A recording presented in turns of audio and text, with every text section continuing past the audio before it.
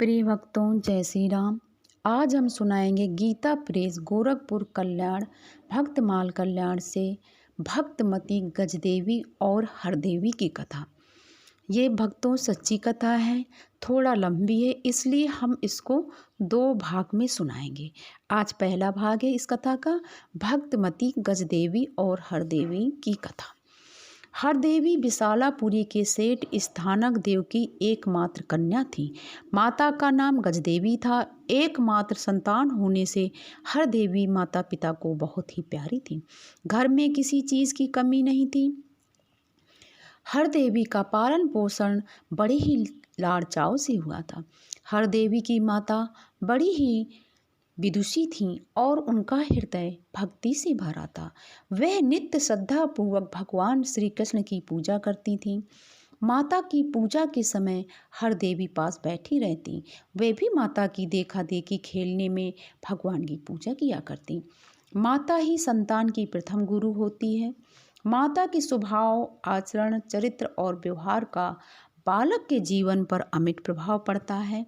हरदेवी के हृदय में भी इसी के अनुसार भक्ति के अंकुर पैदा हो गए। उचित शिक्षा दीक्षा आदि के अनंतर हरदेवी जब विवाह की योग हुई तब बड़ी धूमधाम से उनका विवाह चंपकपुरी के सेठ गुणदेव के पुत्र हर्षदेव के साथ कर दिया गया। विवाह बड़े आनंद से हो गया। विदाई का दिन था। अकस्मात हरदेवी की माता गजदेवी को बुखार चढ़ाया। घर में भीड़ बहुत थी, दवा की चेष्टा नहीं हो सकी। गजदेवी का बुखार बहुत तेजी से बढ़ने लगा। वे अपने भगवान की पूजा भवन में जाकर उनके सामने पड़ गईं। उनकी आंखों में आंसू थे और बड़ी ही गदगद वाणी से उन्होंने कहना प्रारंभ किया। वो कहती हैं, भगवान, मालूम होता है तुम अब मुझे अपने पास श्री चरणों में बुलाना चाहते हो। मुझे इस बात का स्मरण होते ही बड़ा हर्ष हो रहा है। उसी हर्ष के मारे नेत्रों से आंसुओं की धारा बह रही है। हे मेरे अनंत प्राण प्रीतम, तुम अंतर्यामी हो। जानते हो, मेरे मन में बरसों से कोई कामना नहीं उठी और मैं ये चाहती हूँ कोई कामना मेरे मन में कभी उठे ही नहीं। मेरा मन सदा यही चाहता है कि मैं तुम्हारी इच्छा का अनुसरण करूं और आपके ही परम विधान में मैं प्रसन्न रहूं। इससे मैं सदा यही प्रयत्न करती हूं कि मेरी मन में कोई इच्छा ना रहे, सारी इच्छाएं तुम्हारी इच्छा में विलीन हो जाए।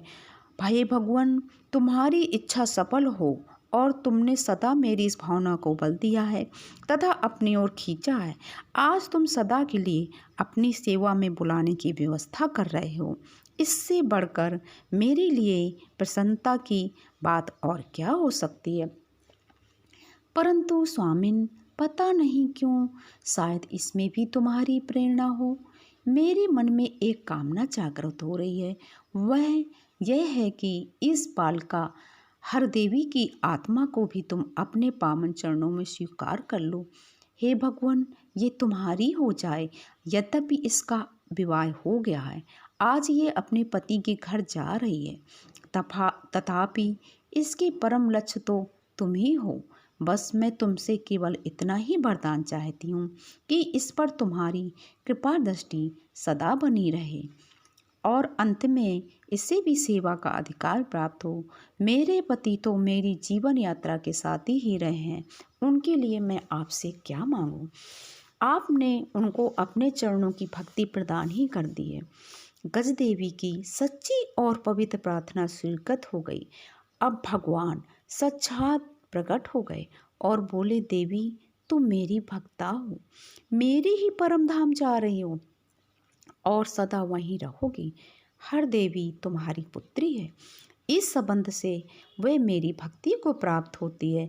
परंतु अब तो तुमने उसके लिए वरदान मांग लिया है। तुम्हारी यह चाह बड़ी उत्तम है, तुम निश्चिंत हो जाओ। तुम्हारी चाह के अनुसार हरदेवी मेरी परम भक्ता होगी और यथा अवसर मेरे परम धाम में आकर तुमसे मिलेगी। तुम्हारे संग के प्रभाव से तुम्हारे पति भी मेरे परम धाम को ही आएंगे, इसलिए कुछ भी मांगने की आवश्यकता नहीं है। और इसके बाद गजदेवी ने देखा ज्योतिर्मय प्रकाश के अंदर भगवान श्री कृष्ण अंतर्धान हो गए। भक्तों, अगर घर में एक भक्त हो जाता है तो सारे लोगों का उद्धार हो जाता है। गजदेवी को बड़े जोर का बुखार था। वह विवाह के सब कार्यों से अलग होकर भगवान के मंदिर के पूजा मंदिर में पड़ी थी। सेठ जी को जब पता लगा तब वो वहाँ आए। गजदेवी ने कहा, स्वामिन, आज ये दासी आपसे अलग हो रही है, विदा कीजिए और मेरे अब तक के अपराधों को क्षमा कर दीजिए और इसकी आत्मा भगवान श्री कृष्ण की चरण रज पाकर धन्य हो जाए। स्थानक देव पत्नी की ये बातें सुनकर आश्चर्यचकित रह गए और बोले, प्रिय, अशुभ क्यों बोल रही हो? ये समय अपनी बिटिया को उसके नए जीवन में प्रवेश किया है, घर भेजने का है और मैं अभी वैद्यराज को बुलाता हूँ। गजदेवी ने हाथ जोड़कर प्रार्थना की, हे स्वामिन, अब वैद्यराज जी इस शरीर को उबार नहीं सकेंगे। मुझे मेरे भगवान ने मुझे दर्शन दिए हैं और मुझे अपने पास बुला लिया है। अब तो मैं आपकी चरण रज ही चाहती हूँ, मुझे आज्ञा दीजिए। इसमें अशुभ क्या है? जीवन और मरण दोनों ही भगवान की विधान है। जो जन्मा है उसे तो मरना ही पड़ेगा। यदि जन्म शुभ है तो मृत्यु अशुभ क्यों है? मृत्यु न हो तो नवीन सुंदर जन्म की प्राप्ति कैसे हो सकती है? पुराने का संहार सुंदर नवीन की सृष्टि के लिए ही होता है। फिर तो मैं तो परम भागवती हूँ, जो अपने पति की चरणों की धूलि को सिर चढ़ाकर और आपके सामने ही जा रही हूँ। आपके अपने एवं अखिल ब्रह्मांडों के परम पति भगवान श्री कृष्ण की बुलाहट से उनकी मैं नित्य सेवा अधिकारिणी बनकर जा रही हूँ। मेरा जीवन आज सफल हो गया। आज इस जीव की अनादि काल की यात्रा पूरी हो रही है। मेरी यही प्रार्थना है कि आप भी अपने जीवन का लक्ष्य भगवान श्री कृष्ण के अनन्य भजन में लगा दीजिए। मुझे पता लग गया कि आप पर भगवान श्री कृष्ण की बड़ी ही कृपा है। जिसको अब उनके पति स्थानक देव जी बोले, जिसको तुम सरीखी कृष्ण भक्ता पत्नी प्राप्त हुई हो, उस पर श्री कृष्ण की कृपा क्यों न होगी? प्रिय, धन्य हो जो तुम्हारा जीवन भगवान श्री कृष्ण के चरणों में अर्पित हो गया, और मैं भी धन्य हूँ जो तुम्हारे संग से मेरे हृदय में पवित्र भावों का प्रादुर्भाव हुआ और भगवान श्री कृष्ण की भक्ति मिली। अब उनके पति बोले, अब आप पधारिए। गजदेवी कहती हैं, आप हर देवी को विदा कर दीजिए। जाने से पहले एक बार वे मुझसे मिल ले। आप निश्चय रखिए, मैं आपसे ये कहती हूँ कि उसके विदा होने के बाद ही मैं शरीर त्याग करूँगी। आप निश्चिंत होकर विवाह का काम कीजिए। मैं अपने भगवान के श्री चरणों में सुख से पड़ी हूँ। स्थानक देव का हृदय बदल चुका था। अब उनके मन में शोक विषाद कुछ भी नहीं रहा। भक्ति उनके प्रभाव से उनका हृदय आनंद से भर रहा है।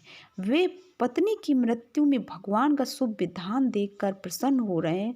ये जानकर उन्हें बड़ी प्रसन्नता हो रही कि मेरी पत्नी मृत्यु को नहीं बल्कि भगवान के धाम को, श्री कृष्ण की गोलोक धाम को जा रही है, उनकी सेवा की अधिकारी बनकर के। इसलिए इनका ये मरण उसके लिए बड़ा ही मंगलमय है। इस अवस्था में कौन सा आदमी होगा जो अपने आदमी की ऐसी कल्याणकारिणी मृत्यु में प्रसन्न नहीं होगा। हर्षित चित्त से वे उठकर चले आए और पुत्री हरदेवी के विदाई के काम में लग गए। हरदेवी से कह दिया कि तेरी माँ पूजा मंदिर में तुझे बुला रही है। पिता की बात सुनकर हरदेवी तुरंत माता के पास गई। माता को भयंकर बुखार देखकर बड़ी उन्हें चिंता हुई। वे माँ के पास बैठ गईं। हरदेवी ने देखा कि माँ उनकी मुस्कुरा रही है। उनका चेहरा प्रसन्नता से भरा हुआ है और उनके चेहरे के चारों तरफ एक प्रकाश मंडल सा छाया हुआ है। इतने में माता ने बड़े दुलार से हरदेवी का हाथ अपने हाथ में लेकर कहा, बेटी, तू जानती है ये संसार असार है। श्री कृष्ण का भजन ही इसमें एकमात्र सार है। मैं आज इस असार संसार को छोड़कर श्री कृष्ण की सेवा करने उनके परम धाम में जा रही हूँ। श्री कृष्ण ने स्वयं मुझको बुलाया है। तू ये ना समझना मैं तुझे असहाय छोड़ जाती हूँ। तू जानती है, मनुष्य में जो कुछ भी बुद्धि, विद्या, शक्ति, सामर्थ्य, तेज, प्रभाव आदि है, ये सब भगवान श्री कृष्ण का दिया हुआ है और उन्हीं श्री कृष्ण के हाथों में मैं तुझे सौंप कर जा रही हूँ। वे भगवान दीनदयाल तेरी संभाल करेंगे। उनसे बढ़कर संभाल करने वाला और कौन होगा। मुझे अनुमति दे, मैं जाऊं बेटी। तुझे श्री कृष्ण की पूजा में बड़ा आनंद आता है। मुझे बुलाकर श्री कृष्ण ने तेरे लिए बड़ी सुविधा कर दी है। अब इन भगवान श्री कृष्ण की मूर्ति को तू ले जा। नियमित रूप से श्रद्धा भक्ति पूर्वक इनकी पूजा किया करना। कभी कुछ कहने सुनने की आवश्यकता हो तो निसंकोच इन्हीं से कहा करना। ये अवश्य तेरी बात सुनेंगे और उसी समय उचित व्यवस्था भी कर देंगे। देख, तेरे विश्वास के लिए ये अभी अपने आप तेरी गोद में चले आते हैं। और इतना गज देवी का कहना था कि भगवान की मूर्ति सिंहासन सहित आकाश से चलकर हर देवी की गोद में अपने आप आ गई। फिर क्या था, अब हर देवी का दृढ़ विश्वास हो गया और भगवत प्रेरणा से माता के भावी वियोग का सारा शोक पल भर में नष्ट हो गया।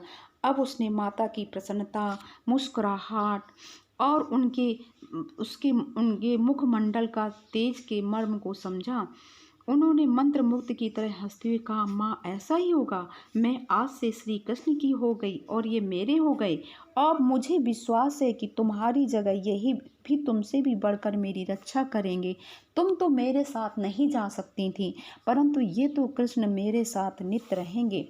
तुम आनंद से इनकी सेवा में जाओ।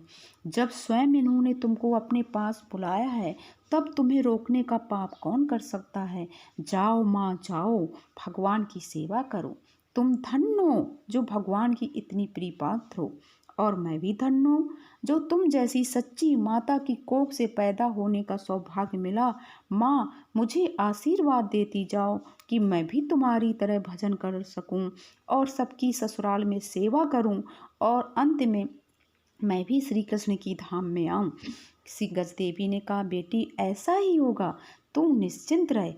एक बात कहनी है, अंतिम और सच्चा संबंध तो एकमात्र भगवान का ही है, परंतु ये संसार भी भगवान का बनाया हुआ है, इसलिए इसमें हमें सभी व्यवहार भगवान की इच्छा और आज्ञा अनुसार ही करना चाहिए, अवश्य करना चाहिए। अपने भगवान की प्रसन्नता के लिए ही शास्त्र भगवान की आज्ञा है और स्त्री का परम प्रमुख कर्तव्य होता है पति की सेवा। पति के संबंध से सास ससुर की सेवा भी अवश्य करनी चाहिए। तू भगवान की भक्ता है, ध्यान रखना इस व्यवहार में कोई त्रुटि ना आने पाए। सदाचार, सादगी, सेवा, सहिष्णुता और संयम तो सभी के लिए आवश्यक हैं। भक्त के लिए तो सर्वथा स्वाभाविक होनी चाहिए। हर देवी जी ने कहा, माता ऐसा ही होगा। लाख दुख उठाने पर भी तुम्हारी ये बेटी अपने कर्तव्य पालन से नहीं डिगेगी। हर देवी दृढ़ता और उल्लास के साथ कहा। तो माँ बोली, बेटी बड़ी बड़ी परीक्षाएं होती हैं, बड़े बड़े भय के प्रसंग आते हैं। भगवान पर आस्था रखोगी तो उनकी कृपा शक्ति से तेरा व्रत अनायास ही निभ जाएगा और तू अपने परम लक्ष्य भगवान को प्राप्त करके कृतार्थ हो जाएगी। बेटी, मैं हृदय से आशीर्वाद देती हूँ कि तेरा मन सदा भगवान के श्री चरण कमलों का चंचरीक बना रहेगा और तू कभी भी उनकी कृपा से वंचित नहीं होगी।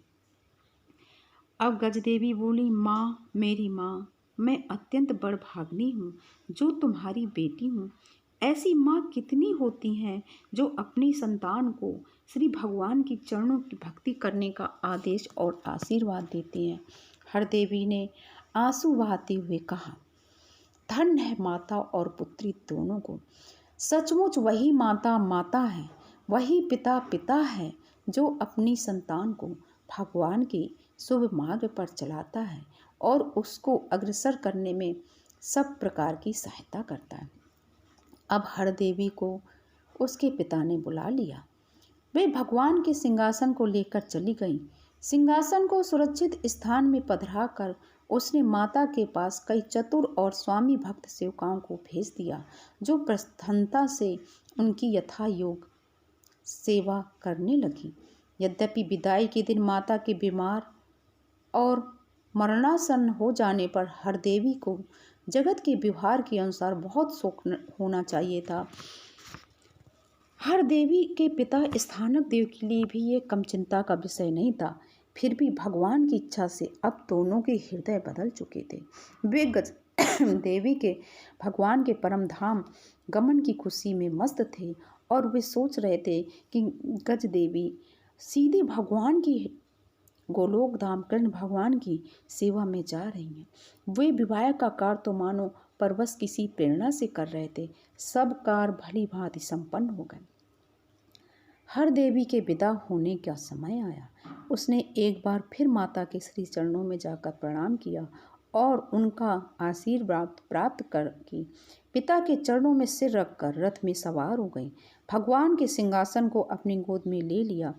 कन्या की माता की अनुपस्थिति दोनों ओर के सभी बारातियों को बहुत ही खल रही थी और वे सभी उदास से हो रहे थे। कन्या विदा हो गई। स्थानक देव तुरंत गजदेवी के पास चले आए। थोड़ी देर बाद गजदेवी ने हंसते हंसते भगवान के पावन नामों का उच्चारण करते हुए पति के चरणों में सिर रखकर नश्वर शरीर को छोड़ दिया। उस समय उसके शरीर से दिव्य तेज निकलता हुआ दिखाई दिया और आकाश से मधुर शंख ध्वनि सुनाई पड़ी। स्थानक देव ने श्रद्धापूर्वक एवं विधिवत पत्नी का अंत्येष्टि संस्कार और श्रद्धादि कर्म किए। भक्तों, भाग 1 की कथा समाप्त हो रही है। कल हम इस कथा का दूसरा भाग सुनाएंगे।